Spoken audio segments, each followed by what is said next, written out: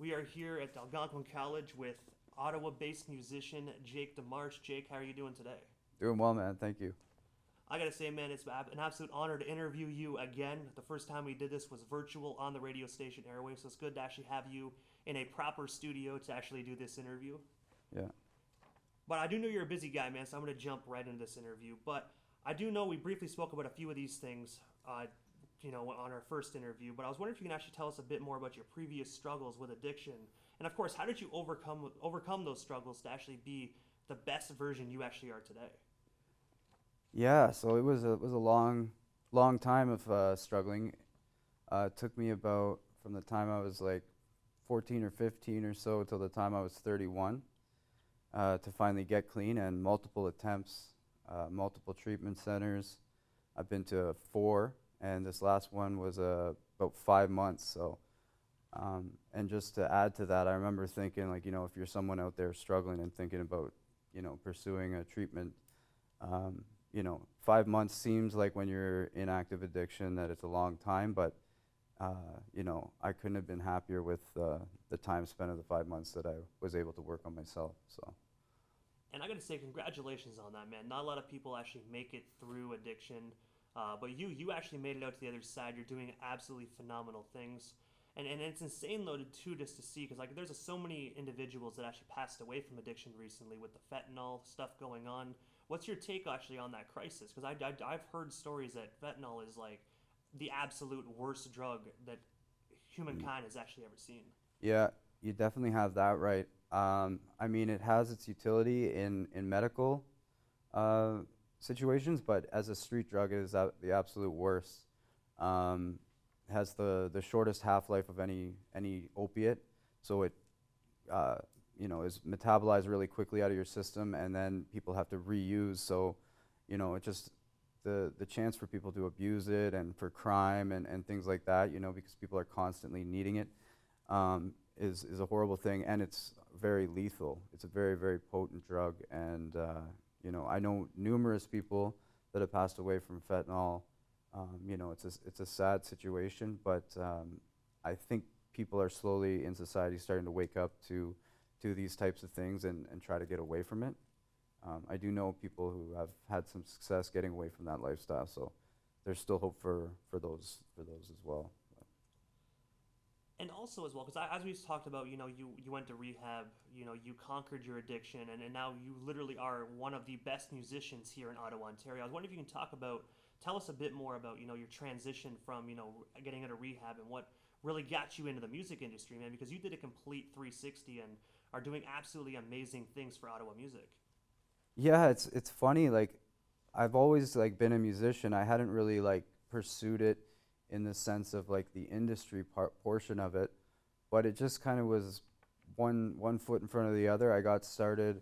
I had an idea in my head. I said, I'd like to put a song on Spotify, and like, what would that look like? And I started showing my music to different people, saying because I had got my own little setup at home, just started recording some stuff and showed it to my girlfriend's father, and he's like, "Oh, I know a guy who owns a studio," and it's like, "Oh, okay." And so he hooked me up, and then we went there and met, and we ended up really becoming great friends, and so we've been working together ever since. That's RC Productions in Gatineau.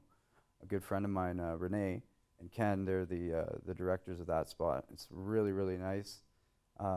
Great to work with them. So that's kind of how it started. And then, I got involved with the Ottawa Music Industry Coalition, and I've had some really cool opportunities to get nominated for that award. And but yeah, really just being vulnerable and sharing my story. It's really resonated with a lot of people, and I get a lot of people messaging me and saying, "Hey, like, you know, so thankful to see you're doing what you're doing with your story." And the Ottawa Music Industry Coalition is another phenomenal, just a phenomenal based thing to actually be a part of, man. Because I do know a lot of fellow musicians out here in Ottawa are actually a part of that as well. Did you get the opportunity to collaborate with any of those individuals actually yet? Um, I have, but in not in maybe the traditional sense of like writing a song. I guess actually I should take this time now. My friend and I, Elizabeth Royal, she's another a young local female artist based in Ottawa. She's great. Her and I are trying to plan a benefit concert right now. So we're calling different venues, trying to set that up. So that's kind of my first sort of collaboration in that. But I have spoken to a bunch of different people. There's another photographer, Laura Collins, that does a lot of photography for a lot of those artists. I've collaborated with her because it's not just musicians. It's like, you know, sound techs and a whole bunch of others. So I've talked to a lot of those people, and you know, it's always great to see that everybody's kind of in this kind of circle of community of people in the arts.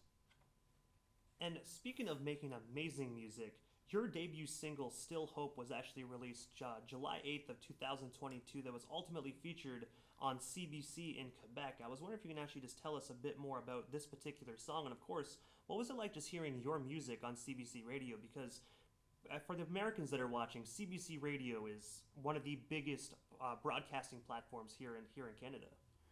Yeah, it was pretty surreal, and it was kind of a surprise because I'd been emailing a bunch of different college and community radio stations, and I hadn't really got much of a response. But I emailed Christelle, who is a I guess she's a reporter for the cultural arts part of the IRC. I think it's the International Radio Canadian for the Quebec side, and she was kind enough to email me back, get in touch with me, and I told her about this, that I've been nominated for this award for Newcomer of the Year at the Ottawa Music Industry Awards show. And so they offered to do a quick piece on me. And it was in French, so I didn't really understand, but I had my girlfriend who's Francophone translate it. So yeah, no, it was just really, really nice to be recognized for the things that you're trying to do, because sometimes it feels like it's not being, you're not being heard sometimes, but you know, if it helps one person, your story, then it's all worth it, right? And I have to ask, did anybody actually reach out to you after they heard you on CBC Radio? Because a lot of people say they don't listen to CBC Radio, but people don't comprehend sometimes that when CBC Radio features new artists like yourself on their radio station, they also sometimes, you know, make news reports and put it on their website. So it's more than just airplay when it comes to CBC. It's really, Yeah. they really try and get that artist out there.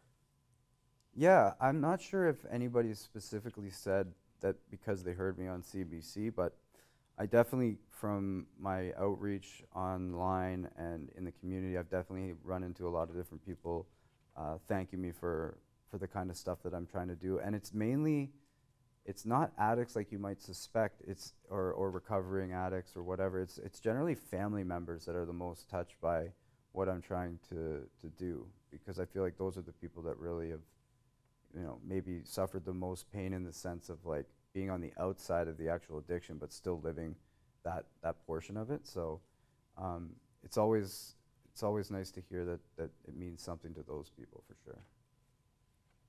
And also as well, you actually have a Spotify artist GoFundMe called Exotic Turned Hope Advocate, where you actually raise $1,335 for the local charity Ashes to Rubies. I was wondering, can you tell us a bit more about this Ottawa-based charity, and of course, what ultimately inspired you to launch it? Yeah, so it was my own naivety, if if that makes sense. So originally I'd had this idea that, you know, it'd be cool if my first single, it's called Still Hope. It's about, you know, the aspects of fighting addiction and being kind of lost, but knowing that there was a way out. And then I was going to donate the streaming revenue of that song. But then I was just getting into the industry, and I didn't realize how little streaming pays. So I was like, I'm just gonna seem like such a cop out if I try to like, oh, he made like $5. It's like not gonna help anybody. So I was like, okay, I better start a GoFundMe and then try and do that. And it was really well received. So yeah, I donated to a few different places. One was Liberty House, which works with, it's a halfway house between treatment and reintegration back into society after you've either come out of jail or out of a treatment center. And so that was instrumental in my own recovery. And then Ashes to Ruby is like a really cool organization that sort of funds itself actually with kombucha, but they have like a kind of an arts night at the end of every month on the last Saturday, I think it is, of every month. And so they've asked me to come and play a bunch of times. And I felt like that community was definitely instrumental in my recovery as well. So it's always a pleasure to go there and talk to those guys too. And also, $1,335 is such an amazing amount for one person to just actually raise. Because nowadays, you see a lot of GoFundMe's, whether they're for great causes like this, or sometimes they're just people wanting money. But you don't really see big significant impacts on those prices. You don't really see four digits on a lot of these GoFundMe's. But the fact that you actually by yourself independently raised over $1,100 is just absolutely amazing. I just got to give you your props for that, man, because it's such a great Ottawa-based community and charity, and it's really something you did great for the community. And I know that money definitely helped a lot of individuals. For sure. Yeah, I think they're privately funded, so any money, like they're not funded by the government, they're funded by people's donations. So yeah, those types of things definitely help them for sure.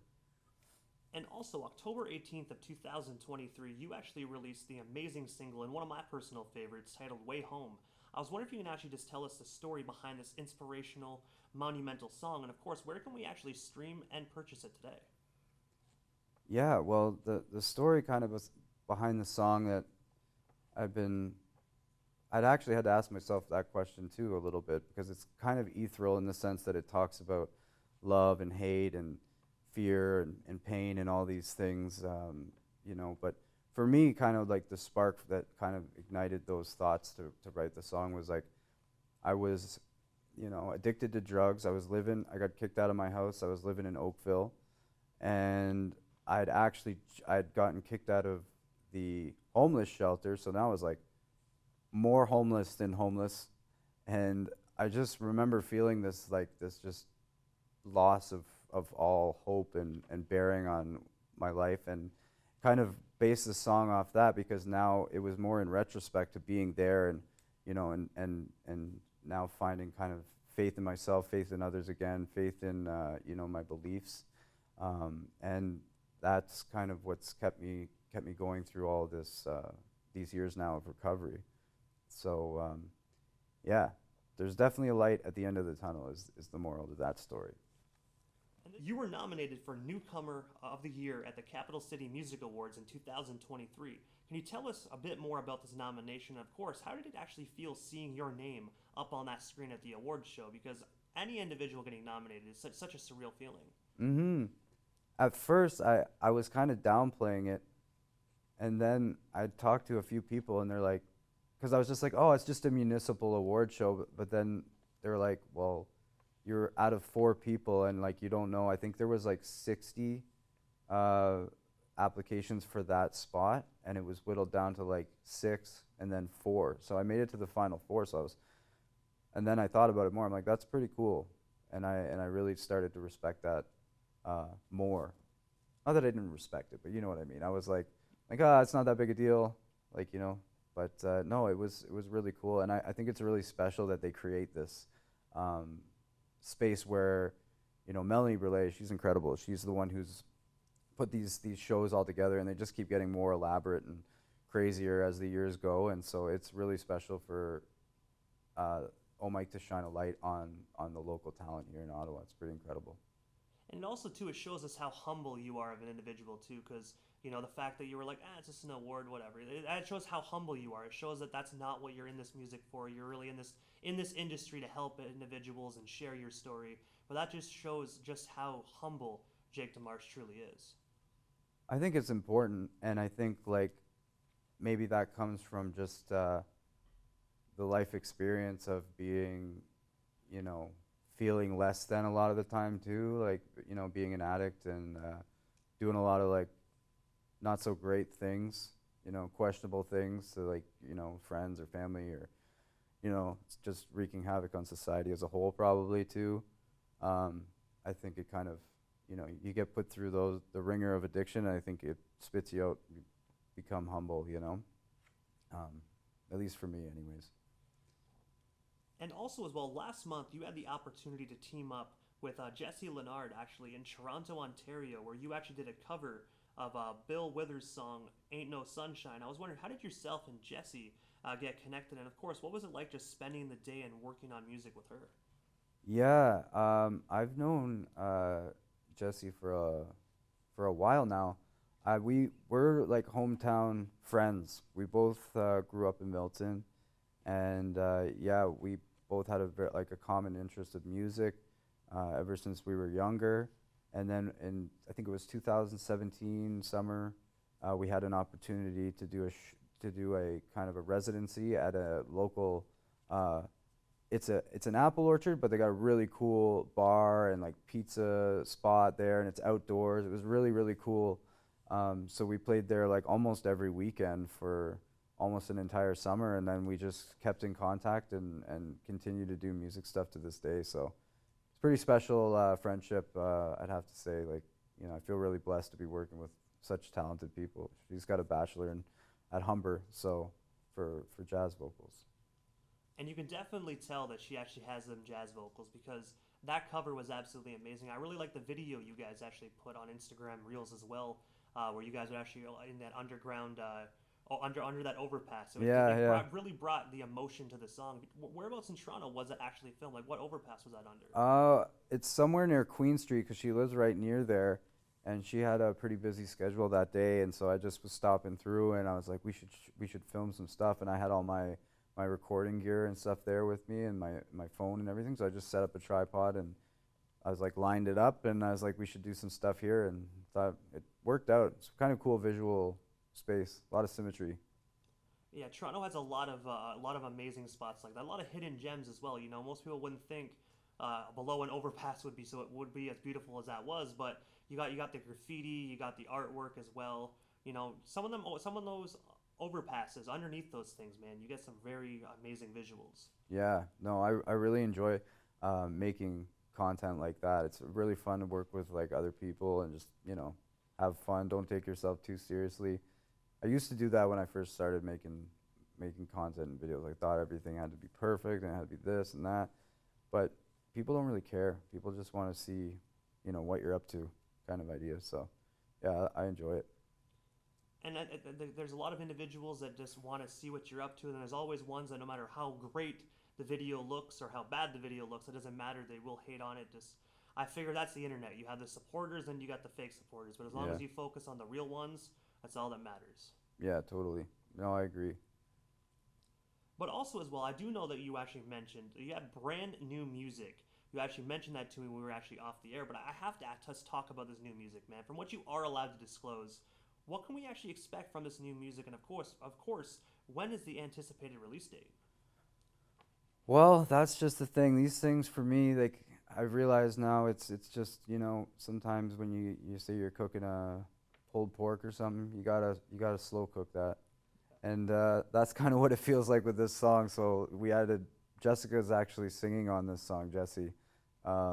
She's doing some backup vocals on this one, but so that was kind of an afterthought. So the process has kind of taken a little bit longer than it should have, but I'm hoping that I can get it out by the end of August because I'm just wrapping up the final mix of the added vocals and getting it mastered, and I've got some of the content already filmed for it.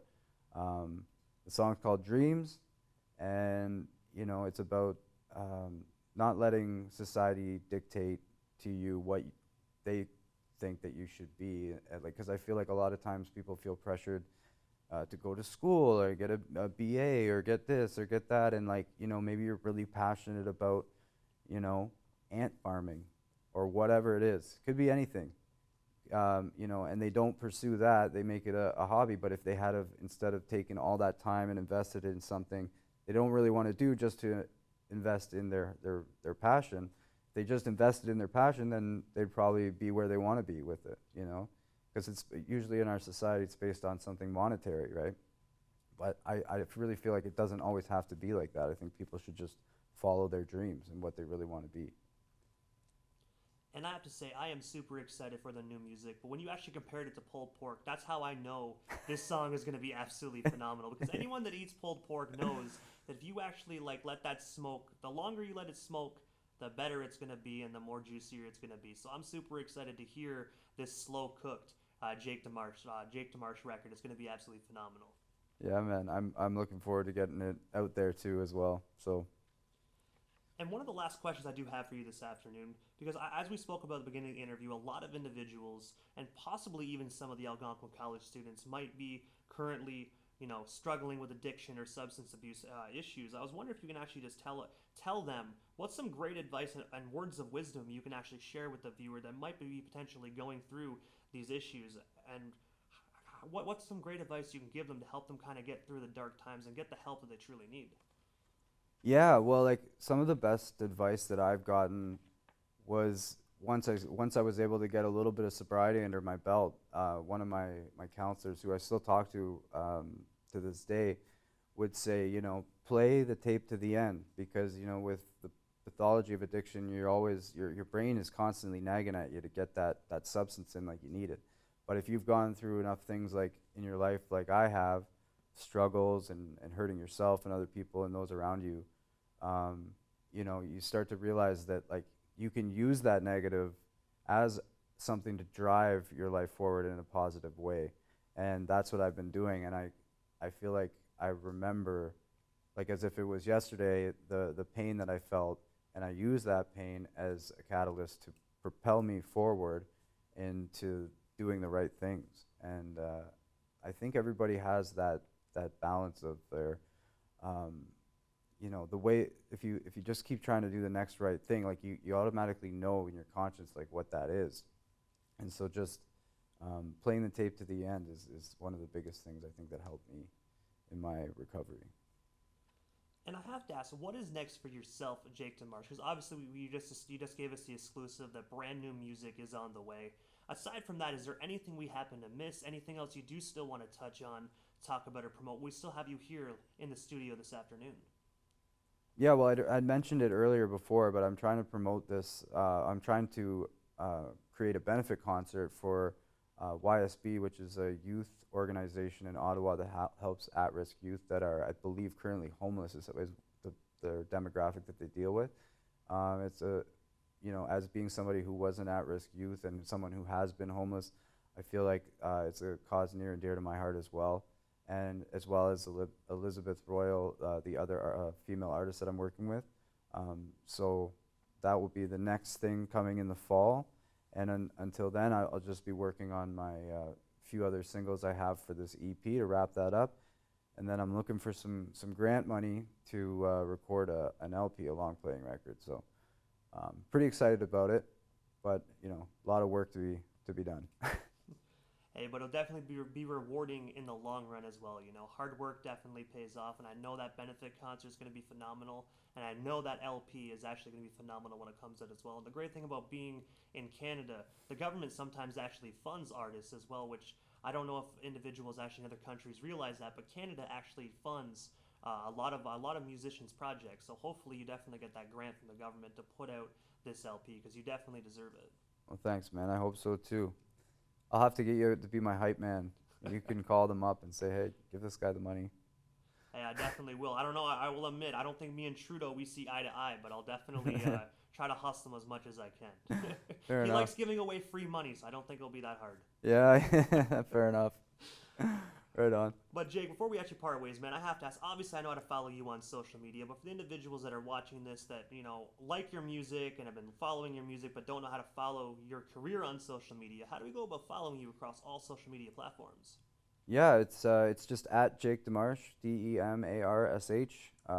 TikTok, Instagram, Facebook, YouTube is Jake Demarsh, same thing. All social platforms. So. I gotta say, first and foremost, thank you so much, man, for a bit of your time. It was such an honor speaking with you, and we definitely shall talk again soon. But for now, thank you so much. Yeah, thanks for having me, buddy.